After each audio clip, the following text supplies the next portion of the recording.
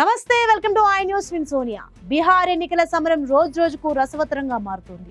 రాజకీయ వేడి పెరిగే కొద్దీ నాయకుల మధ్య మాటల యుద్ధం కూడా తీవ్రమవుతుంది. ఇప్పుడు చర్చ అంతా సీమాంచల్ ప్రాంతం చుట్టూ తిరుగుతోంది. జన్ సూరాజ్ వ్యవస్థాపకుడు, ఎన్నికల వ్యూహకర్త ప్రశాంత్ కిషోర్ ఎంఐఎం అధ్యక్షుడు అసదుద్దీన్ ఓవైసీకి ఒక కీలక సలహా ఇచ్చారు.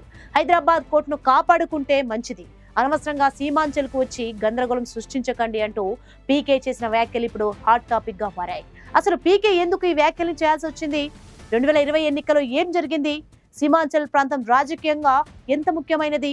బీహార్ పాలిటిక్స్ సడన్ గా సౌత్ ఇండియాకి షిఫ్ట్ అయింది. ప్రశాంత్ కిషోర్, అసద్ మధ్య ఇప్పుడు మాటల యుద్ధం స్టార్ట్ అయింది. పీకే ఏం చెప్తున్నారంటే, ఓవైసీ సాహెబ్, మీరు బాగా చదువుకున్నారు, నాకు మంచి గౌరవం ఉంది, మీరు హైదరాబాద్ లోనే ఉండండి, మీ కోటను కాపాడుకోండి, అనవసరంగా బీహార్లోని సీమాంచల్ ప్రాంతానికి వచ్చి ఇక్కడ కన్ఫ్యూజన్ క్రియేట్ చేయొద్దు, సీమాంచల్ పుత్రులే ఇక్కడ నాయకులుగా ఉండాలి, హైదరాబాద్ ముస్లింల సంక్షేమం చూసుకోండి, బీహార్ ముస్లింల సంగతి ఇక్కడి లోకల్ లీడర్స్ చూసుకుంటారని పీకే ఓపెన్ గా చెప్పారు. దీని వెనుక 2020 ఎలక్షన్ హిస్టరీ ఉంది. సీమాంచల్ రీజియన్ లో 24 అసెంబ్లీ సీట్లు ఉన్నాయి. ఈ ప్రాంతంలో ముస్లిం జనాభా చాలా ఎక్కువ. కిషన్ గంజ్ లో 68% వరకు ఉంది.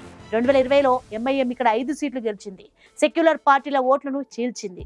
అందుకే ఈసారి ముస్లింలు ఆ తప్పు మళ్లీ చేయరని పీకే అంటున్నారు.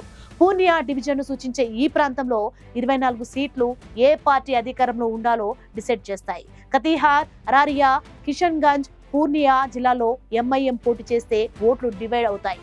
దాని బెనిఫిట్ బీజేపీకి వెళ్ళవచ్చు అనేది పీకే భయం. అందుకే బీహార్ రాజకీయ నాయకుడిగా పీకే ఓవైసీని తన పొలిటికల్ గ్రౌండ్ లో ఉండమని వార్నింగ్ ఇస్తున్నారు.